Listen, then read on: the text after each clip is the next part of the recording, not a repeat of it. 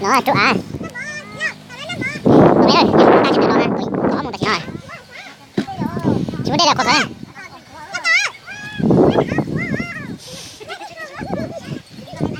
Bây giờ nó bóng hổ nè. Bây giờ nó. Đây trụ à nó đặt tay trong đỉnh từ thế này. Giờ nó trụ này chạy được khu á này. Giờ nó giờ nè.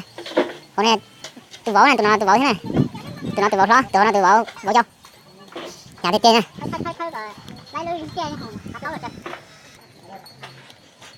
Bóng hổ này tại sao nè.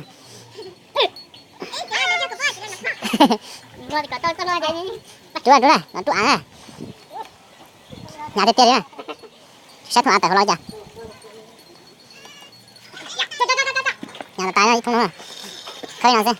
Thì từ hôm thì một khơi tới bây giờ thôi vậy là cái hấp bội từ nó. Sân gió năm thì bé này, từ bé chờ từ cái khơi này. Cái bé từ này đó đi rồi, đi cái ship bộ đi này cần đi. Cho chơi khuya. Cho chơi khuya. Em nó sủi cái mà giờ nè. Để nó sủi cái gì ta cái mà nó nè. Đó là đập cho mẹ đó. Nó thì phải nó sẽ nhớ cái sạc can là tôi tới này nè. Nó đấy. Cũng bỏ. Ôi giời nó.